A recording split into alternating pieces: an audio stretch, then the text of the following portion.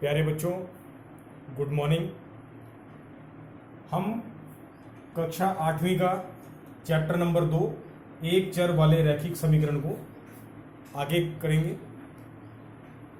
एक चर वाले रैखिक समीकरण क्या होते हैं ये मैं आपको अपनी पहली वीडियो में बता चुका हूं।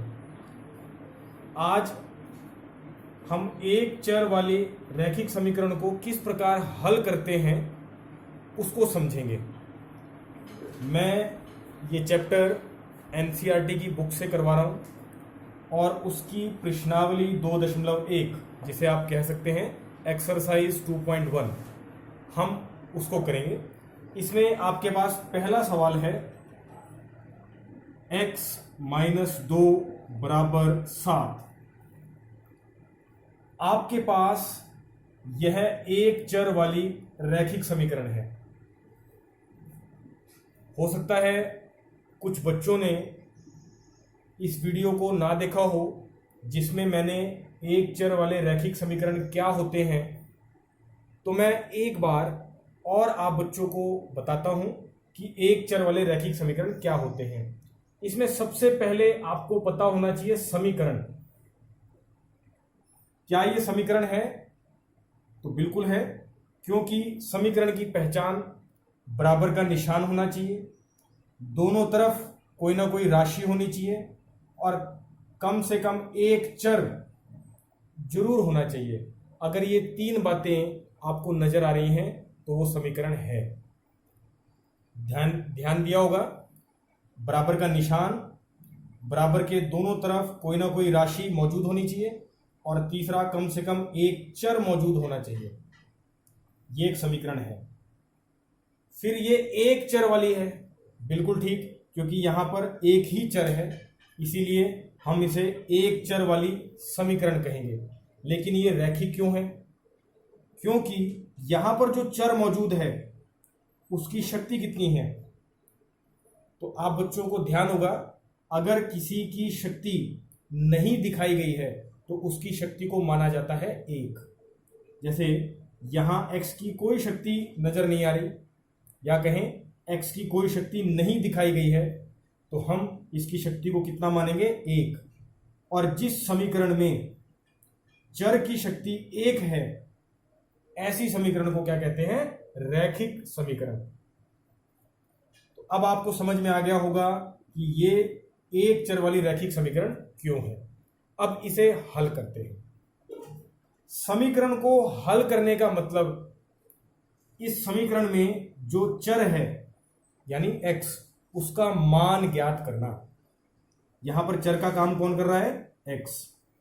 आमतौर पे जो अंग्रेजी के अक्षर हम प्रयोग करेंगे वो चर के लिए प्रयोग करेंगे, ध्यान रहेगा। और समीकरण में आपके जो भी चर है आप उसका मान ज्ञात करेंगे। तो यहां पर हम किसका मान ज्ञात कर रहे हैं? x का।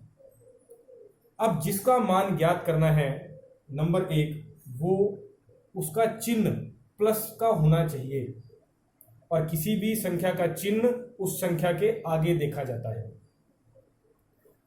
तो इसका चिन्ह इसके आगे कोई चिन्ह नहीं लगा हुआ, तो आपको मालूम है अगर किसी संख्या के आगे कोई चिन्ह नहीं होता तो हम उसका चिन्ह प्लस मानते हैं, पॉजिटिव मानते हैं।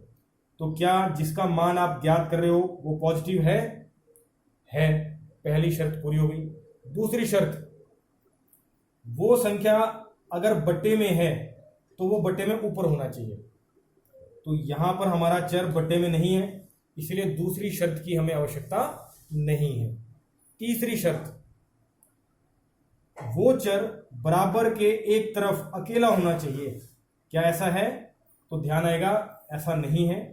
हमारे चर के साथ -2 मौजूद है, तो हम इस -2 को बराबर के उस तरफ भेजेंगे। इसके लिए क्या करेंगे? -2 जब उधर जाएगा तो आपने क्या ध्यान रखना है? पहली बात, बराबर ऐसे का ऐसा, 7 वहां पर पहले से मौजूद है, वो भी ऐसे का ऐसा। अब ये -2 जब उधर भेजेंगे तो सर्वप्रथम इसका चिन्ह बदल जाएगा, माइनस की जगह प्लस और 7 के पीछे जाकर प्लस के 2 बन जाएगा। अब ये -2 उधर जाकर जमा के 2 बन चुका है, इधर सिर्फ क्या रह गया, x। x हमारा चर जिसका हमने मान ज्ञात करना है, अब वो बराबर के एक तरफ अकेला है, तो इसका मतलब तीसरी शर्त भी पूरी हो गई। तीसरी शर्त पूरी होते ही x का मान आ जाएगा।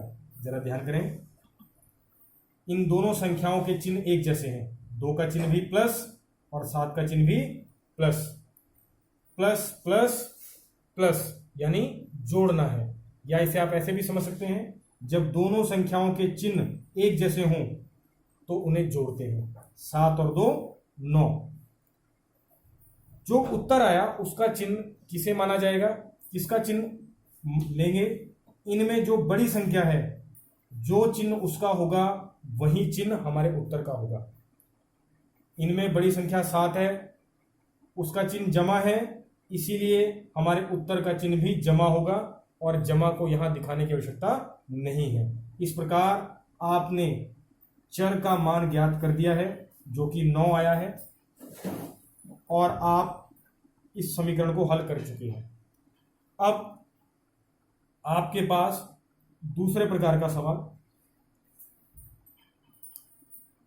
6x बराबर 12।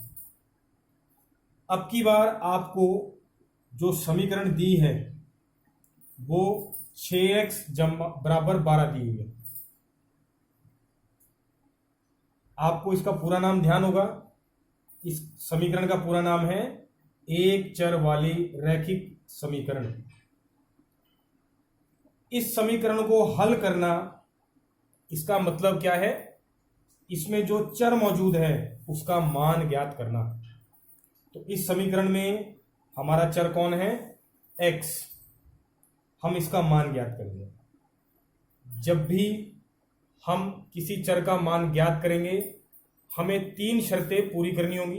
पहली शर्त, वो पॉजिटिव होना चाहिए, तो इस संख्या के आगे कोई चिन्ह नहीं है, इसका मतलब हम इसका चिन्ह प्लस मानेंगे, इसका मतलब हमारा चर पॉजिटिव है। पहली शर्त पूरी हो चुकी है। दूसरी शर्त, क्या हमारा चर बटे में है, हमारा चर बटे में नहीं है, इसका मतलब हमें दूसरी शर्त की जरूरत नहीं है। तीसरी शर्त, हमारा चर अकेला होना चाहिए, बराबर के एक तरफ चर अकेला होना चाहिए। क्या हमारा चर अकेला है, तो आप ध्यान से देखें, हमारा चर अकेला नहीं है।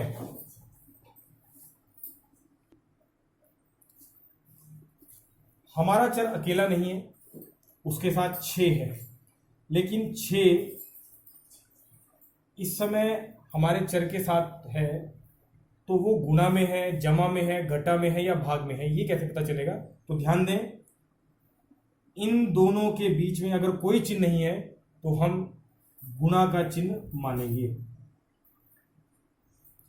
इसका मतलब हमारा 6 इस चर के साथ गुणा में है, तो हम इसे उधर भेजेंगे। ध्यान रहे, अगर कोई संख्या गुणा में है इधर, तो उधर जाकर वो भाग में हो जाएगी या कहें बटे में हो जाएगी।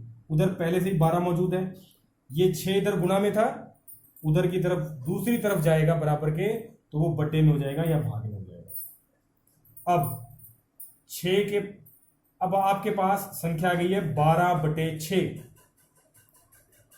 तो इसे, क्या ये दोनों संख्याएं किसी एक के पहाड़े पे जाती हैं, तो उत्तर मिलेगा हाँ। बड़ी से बड़ी संख्या कौन सी है जिसके पहाड़े पर ये दोनों संख्याएं जाती हैं, तो वो है 6। 6 के पहाड़े में 6 कितने पे गया, 1 पर, और 6 दूनी 12। अगर बटे में नीचे 1 आता है उसे हम छोड़ देंगे, x बराबर हमारा मान कितना आ जाएगा, 2। तो हमारी समीकरण हल हो चुकी है, x का मान कितना आ चुका है, 2।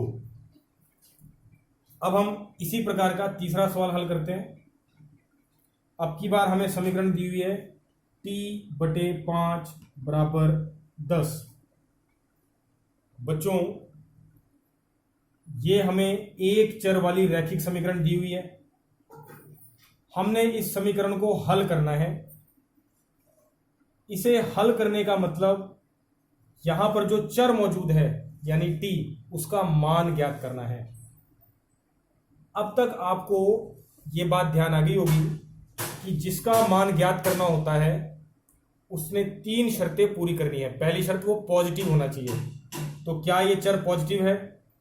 बिल्कुल, इसके आगे कोई चिन्ह नहीं है, यानी ये प्लस का चिन्ह माना जाएगा और ये पॉजिटिव है। पहली शर्त पूरी। दूसरी शर्त, क्या हमारा चर बटे में है? बिल्कुल है। अगर वो बटे में है तो वो बटे में ऊपर होना चाहिए, या कहें अंश पर होना चाहिए। ऐसा है? बिल्कुल, हमारा चर इस बटे वाली रकम में ऊपर मौजूद है, अंश में मौजूद है। दूसरी शर्त भी पूरी हो गई। तीसरी शर्त, क्या हमारा चर अकेला है? तो हमारा चर अकेला नहीं है, बटे में 5 है। कोई संख्या इधर बटे में है, जब हम उसे उधर भेजेंगे तो वो गुणा में हो जाएगी। आइए, अब इधर t रह गया, उधर पहले से 10 मौजूद है, वो ऐसे का ऐसा। इधर ये 5 बटे में था, उधर जाकर गुणा में हो जाएगा। अब इसे हल करते हैं। 10 की 5 से गुणा कराते हैं, 10 पंजे 50, और हमारे पास हमारे चर का मान आ चुका है जो कि है 50, यानी हमने समीकरण को हल कर दिया है। बच्चों को ये ध्यान में आ गया होगा कि समीकरण को हल करने का मतलब उसमें जो चर मौजूद है उसका मान ज्ञात करना। और चर का मान ज्ञात करते हुए 3 बातें ध्यान करनी है। सबसे पहली बात, वो पॉजिटिव होना चाहिए, जैसे कि यहां पर है। वो बटे में ऊपर होना चाहिए, बिल्कुल है। तीसरा, अकेला होना चाहिए। अकेला नहीं था तो हमने इस 5 को उधर भेजा, क्योंकि ये 5 इधर बटे में है, उधर जाकर गुणा में हो जाएगा। और फिर इसे हल करके हमारे पास हमारे चर का मान आ चुका है। इसका मतलब हमने समीकरण हल कर दी है। आइए अब एक प्रकार का सवाल और करते हैं।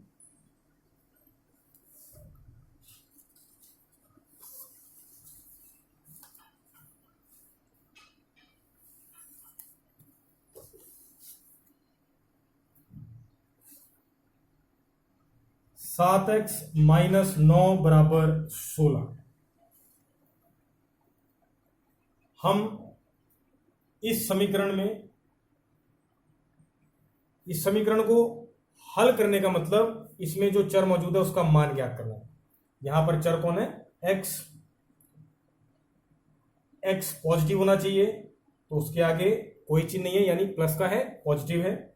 नंबर 2, एक्स बटे में तो नहीं है, हमारा एक्स बटे में इस बार नहीं है, इसीलिए दूसरी शर्त की हमें जरूरत नहीं है। तीसरी शर्त, एक्स अकेला होना चाहिए।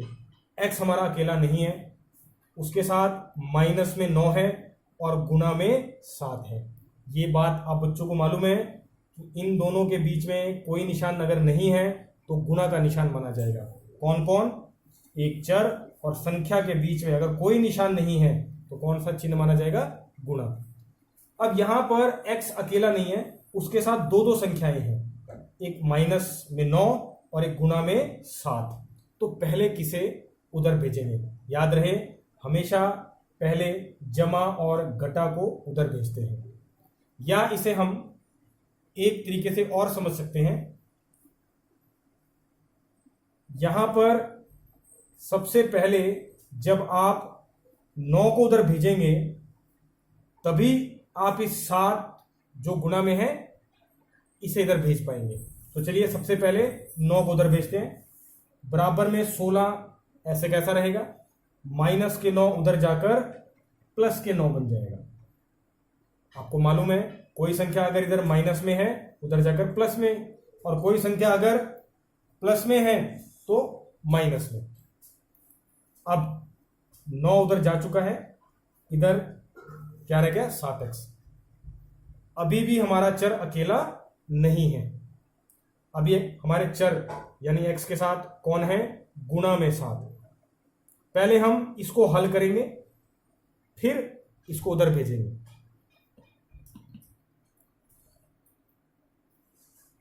क्योंकि दोनों का चिन्ह एक जैसा है, इसका भी चिन्ह प्लस और इसका भी प्लस, तो जब एक जैसे चिन्ह होते हैं तो संख्याओं को जोड़ते हैं। 16 जमा 9 25। इनमें बड़ी संख्या 16 है, उसका चिन्ह जमा है, इसीलिए उत्तर का चिन्ह भी जमा आएगा, और यहां जमा दिखाने की जरूरत नहीं है। अब हम इसे हल कर चुके हैं। अब इस 7 को उधर भेजेंगे। 7 इधर गुणा में है तो उधर जाकर भाग में। 25/7। इस प्रकार x का मान आ चुका है